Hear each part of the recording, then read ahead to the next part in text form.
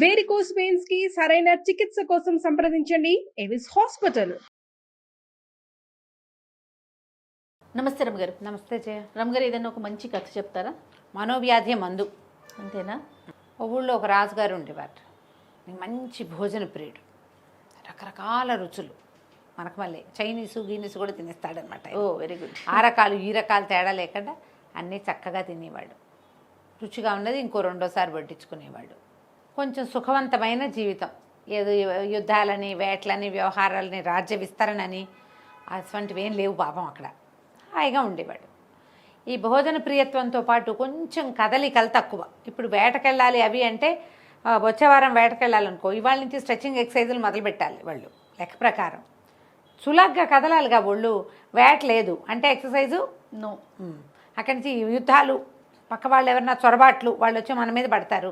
అప్పుడు మనం ఎంతసేపు సైనికుల్ని వాళ్ళని రెడీగా ఉంచాలి. రాజు కూడా బాగా కత్తిప్పడం, బాణాలు వేయటం ఏదో నేర్చుకోవాలి. దానికోసం కొంచెం ఎక్సర్సైజు మస్ట్. అవేం లేవు అంటే ఇవి కూడా నో. ఏమి అన్నిటికీ నోయే. తిండి మాత్రం ఎస్ వేళకి. అయితే ఏమైంది, ఆయనకు అప్పుడప్పుడు అనిపించేది నేను బరువు పెరుగుతున్నాను అని ఫీల్ అయ్యేవాడు ఆయన. కొన్నాళ్ళకి బాగా బరువు పెరిగానని తెలుసుకున్నాడు. ఆయనకు 40-45లో వచ్చినాయి. 50 ఇంకా రాల. పిల్లలు కలిగారు. పిల్లలు సంతానం బాగానే ఉంది. నానాటికి వస్త్రాలు కొత్తగా కుట్టించాల్సి వస్తుంది. నడక సులువుగా లేదు. పడుకుంటే ఒక పక్క నుంచి ఇంకో పక్కకి తిరుగుతుంటే అబ్బా అనిపిస్తోంది. ఏమిటి నా ఒళ్ళిలా బరువు పెరిగిపోతుందని ఆస్థాన వైద్యుల్ని పిలిచారు. పిలిచి నేను బరువు పెరిగాను, నా బరువు తగ్గించండి అన్నారు. వాళ్ళు మొహమొహాలు చూసుకున్నారు. బరువు తగ్గించాలంటే ఏం చేయాలి? మొదట తిండి తగ్గించాలి, తర్వాత ఎక్సర్సైజ్ పెంచాలి. అది ఆయన వల్ల కాదు, ఇది ఆయనకి రాదు. చాలా మనకు కూడా అంతే. ఎక్సర్సైజ్కి ఒక టైము అన్నది అసలు ఆయన జీవితంలోనే లేదు. ఓకే. ఆయన అవన్నీ ఎవరు చేస్తారు? ఏదైనా మందేసి తగ్గించండి అంటాడు. మందేసి బరువు తగ్గించడం ఎవరి వల్ల కాలేదు. నానాటికి బరువు 50 దగ్గర పడేసరికి మగవాళ్ళకి బొజ్జ వచ్చేస్తుంది. మనం కూడా చూస్తాంగా. ఇక పెరిగిపోతున్నాడు. ఒక నెలకి తేడా వచ్చేసేది. ఏం చేశాడు ఈయన? మంత్రులతో చెప్పాడు, నా బరువు తగ్గించేందుకు ఎవడైనా తగ్గిస్తానంటే వాడికి అర్ధరాజ్యం ఇస్తా అన్నాడు. రాజుగారు తలుచుకుంటే దెబ్బలకేం కొదవా మరే కదా. మరి అర్ధరాజ్యం.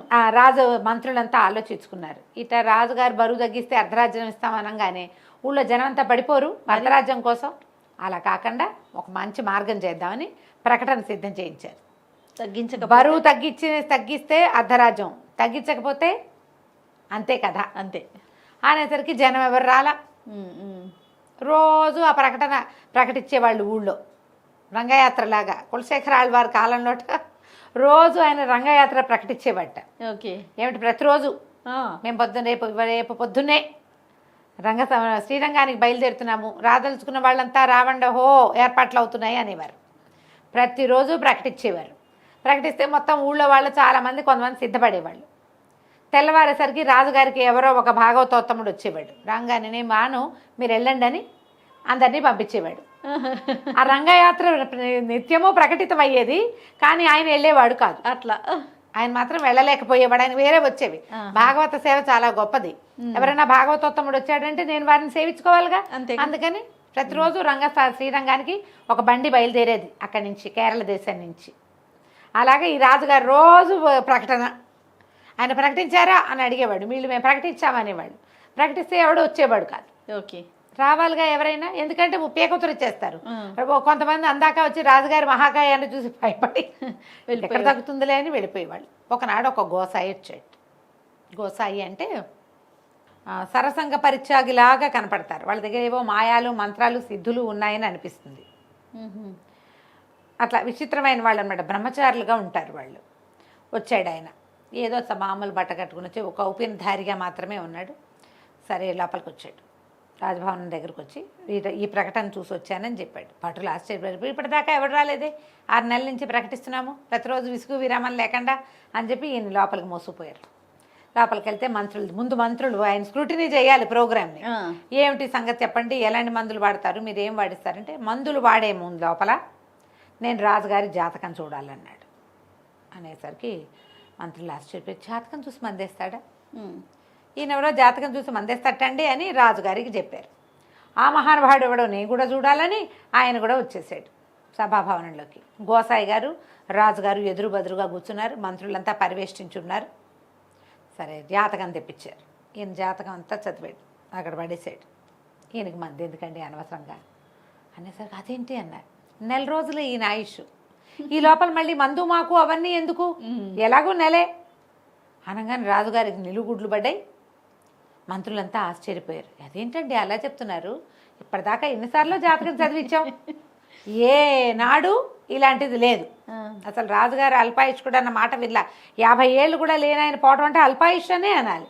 అంతేగా. అటువంటిది లేదంటే మీ ఇష్టం, నన్ను జైల్లో పెట్టండి తీసుకెళ్ళి, 30 రోజుల్లో ఈయన మరణిస్తాడు, మరణించాక వదిలేద్దురు కానీ కావాలంటే జైల్లో పెట్టండి, నన్ను నాకేం అభ్యంతరం లేదు అనగానే ముందు గోసాయి గారిని తీసుకెళ్ళి జైల్లో పెట్టేశారు. మరి ఆయన ఒప్పుకున్నాడుగా, జైల్లో పెట్టారు. జైల్లో ఏముంది, ఆయన సంధ్యా స్నానానికి అనుష్ఠానానికి ఏర్పరిచారు.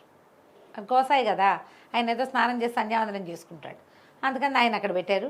ఇక రాజుగారి వైపు చూస్తే రాజుగారి బికమొహం పడింది. ఆయన అన్నం తినేటప్పుడు నోరు సహించలేదు, విసుగ్గా ఉండేది. ఇంకేముంది 28 రోజులే, ఇంకేముంది 27 రోజులే, ఇంకేముంది 25 రోజులే అనుకుంటూ రోజులు లెక్క పెట్టుకునేవాడు. ఒక పెద్ద క్యాలెండర్ ఏర్పాటు చేసుకుని తనకు లభించిన రోజులను టిక్కులు పెట్టుకున్నాడు. మెల్లిగా సభాభవనంలోకి రావడం మానేశాడు, వంటశాలలోకి రావడం మానేశాడు. వాసన వస్తుంటే ఏమిటి వాసనలు ఇవన్నీ వండుతారేంటి, అసలే నేను చచ్చిపోతుంటే అన్నాడు. వంటలు మానేశారు. రకరకాల రుచులు వండేవాళ్ళు, 3 పూట్ల 3 పొద్దులా తినేవాడు. పోయింది, 1 పొద్దులోకి వచ్చింది, కంచం పోయింది, గిన్నె వచ్చింది, జావ వచ్చింది, సగమే అందులో, ఆహారం 0. చాలా దిగులుగా ఉండేవాడు, బతిమలాడేవాళ్ళు, ఇంత జ్యూసో అంత జావో పట్టించేవాళ్ళు బలవంతంగా.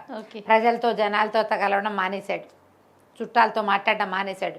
మంత్రులు వస్తే వాళ్ళ వైపు నిరాసక్తంగా 2 రోజుల్లో పోతాం, మనకెందుకు ఈ రాజకీయాలు, దిక్మాల రాజకీయాలు, అలా పడుకుని ఉండేవాడు. 30వ రోజు కూడా టిక్కు కొట్టి పడుకున్నాడు. తెల్లారి ఇంకా నేను లేవనని కృష్ణారామ అనుకున్నాడు. 31వ రోజు పొద్దునే లేచి చూసుకున్నాడు, ఇదేమిటి తెల్లవారింది, నేను బతికే ఉన్నాను అని చూసుకుంటే బట్టలు గిట్ల అన్నీ మామూలుగానే ఉన్నాయి, అందరూ మామూలు సుప్రభాతాలు పాడుతున్నారు ఎవరి దారిని వాళ్ళు. లేచి చూశాడు, అంతా మామూలుగానే ఉంది. తను చూస్తే బాగానే ఉంది. అక్కడి నుంచి ఎవడరా అక్కడ, మంత్రి గారిని పిలుచుకురా, చిన్న మంత్రులందరినీ కేకేసుకురాని గబగబా పరిగెత్తుకుంటూ బయటకు వచ్చాడు. అందరూ వచ్చారు. ఎక్కడన్నాడు ఆ గోసాయి, పట్టుకోండి, మన పట్టుకురండి, చచ్చిపోతానన్నాడు. ఎక్కడ చచ్చిపోయాను, నేను శుభ్రంగా ఉన్నాను అని చెప్పి ఆయన వచ్చే లోపల ఈయన గబగబా పరిగెత్తుకుంటూ వెళ్ళి స్నానం చేసి వచ్చేసాడు. అంతకుముందు అంత సరిగ్గా స్నానం సంధ్యలు లేవు. దేవతార్చన దగ్గరికి వెళ్ళి 4 పువ్వులు పడేసి వచ్చాడు. ఎవరో బ్రేక్ఫాస్ట్ పట్టుకొస్తే ఇప్పుడేం వద్దు, నేను మంత్రి ఆయన చూడాలి అని చెప్పి పరిగెత్తుకుంటూ సభాభవనానికి వెళ్ళిపోయాడు. ఈ లోపల గోసాయిని ఆయన పూజ చేసుకుంటున్నాడు. ఆయన అనుష్ఠానంలో ఆయన ఉన్నాడు. అదంతా పూర్తయ్యాక భటులు 4 ఆయన పెడరెక్కలు విరిచి కట్టి పట్టుకొచ్చారు. రాజుగారు కోపంగా ఉన్నాడు కదా. నేను అడిగాడు గోసాయిని, ఏమయ్యా నీకు బుద్ధి ఉందా, నువ్వు మనిషివేనా, 30 రోజుల్లో చచ్చిపోతానన్నావు, ఇవాళ 31వ రోజు, నేను చావలేదు, ఎందుకు నన్ను ఇంత హింస పెట్టావు నువ్వు, ఈ 30 రోజుల నుంచి ప్రాణభయంతో ఎంత బాధపడ్డాను నేను, నువ్వు గోసాయివి కదా, అట్లా పైగా వెళ్ళి జైల్లో కూర్చున్నావు, నువ్వు బాధపడ్డావు, ఇట్లా చేయొచ్చా నువ్వు అన్నాడు. అనేసరికల్లా గోసాయి అన్నాడు, దానిదే ఉందండి, మీరు సభాభవనానికి ఎలా వచ్చారు, ఎలా వస్తాను, నడిచి వచ్చాను అంటే, నిదానంగా నడిచారా స్పీడ్గా నడిచారా అని అడిగాడు. పరిగెత్తుకుంటూ వచ్చానయ్యా, నీకెందుకు అన్నాడు. మరి మీరు పరిగెత్తి ఎన్నేళ్ళు అయిందండి, ఇప్పుడు ఎలా పరిగెత్తగలిగారు, ఒకసారి మిమ్మల్ని మీరు బాగా చూసుకోండి అన్నాడు. మంత్రులకు అప్పుడు తట్టింది. ఈయన చిక్కి శల్యమైపోయాడు, సన్నగా ఉన్నాడు, చులాగ్గా. మీరు హాయిగా ఉన్నారు, నేను బతుకుండటమే కదా, మీకు వైద్యం కావాలి, మీకు అన్నం మానేయండి అంటే మీరు మానరు, ఆడుకోండి అంటే ఆడుకోరు, మీకు ఒక దిగులు మనోవ్యాధిని కనుక పెడితే ఆ మనోవ్యాధితో తినడం మానేశారు, తిండి మానేయటమే మీకు మందు. మామూలుగా అయితే మానగలరా, దానికి ప్రత్యామ్నాయం ఇంకోటి చూసేవాళ్ళు. ఇప్పుడు చూడండి మీ ఒళ్ళు ఎంత చులాగ్గా ఉందో, పరిగెత్తుకుంటూ వచ్చారు హాయిగా. ఒకసారి అద్దం తెప్పించండి అంటే ఒక పెద్ద అద్దం తెప్పిస్తే రాజుగారు చూసుకున్నాడు. తను వేసుకున్న కూర్పాసనం తనది కాదు, కొడుకుది అది. ఓహో, ఈయన బట్టలు ఈయనకి వేళ్లాడిపోతున్నాయని రాజకుమారుడి బట్టలు తీసుకొచ్చి వేశారు. అప్పటికి ఎప్పటి నుంచో ఆ ఏర్పాటు జరిగిపోతుంది. బట్టలు అంతకుముందు బట్టలు పెద్దవిగా తెచ్చేవాళ్ళు రోజు, ఇప్పుడు బట్టలు చిన్నవి తేవటం మొదలుపెట్టారు. కుమారుడి బట్టలు సరిపోయినాయి ఇప్పుడు తనకి, సన్నగా గట్టిగా ఉన్నాడు. కుమారుడిని కొంచెం పెద్దది చేసినట్టున్నాడు. అంతకుముందు మహాకాయుడుగా ఉండేవాడు, దీర్ఘకాయుడుగా మాత్రమే ఉన్నాడు, పొడుగ్గా, ఒళ్ళు లేదు. ఆయన చాలా సంతోషించాడు. ఇది ఎలా పనిచేసి, ఒకవేళ నేను దిగులతో మరణిస్తున్నాడు, మీ గుండెకి ఏ బలహీనత లేదండి, అధైర్యం వచ్చింది అంతే, మీకు ఆరోగ్యం బాగుంది, కేవలం బరువు పెరిగారు అంతే, అది చూసే చెప్పాను. ఎక్సర్సైజ్ చేయండి, ఆహారం మోతాదుగా తినండి, అన్ని రుచులు తినచ్చు, ఏది తినకూడదు, మనం కూడా అంతే అంతేగా. అని చెప్పి గోసాయికి అర్ధరాజ్యం ఇచ్చేయండి అన్నాడు. గోసాయి అన్నాడు, నాకెందుకండి అర్ధరాజ్యం, నేనేం చేసుకుంటాను గోసాయిని.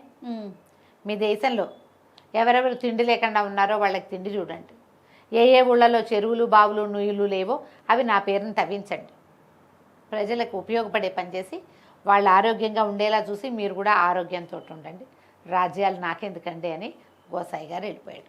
కథ కంచికి మనం ఇంటికి. చాలా బాగుంది రమ్మ గారు. నమస్తే అండి. నమస్తే జయ.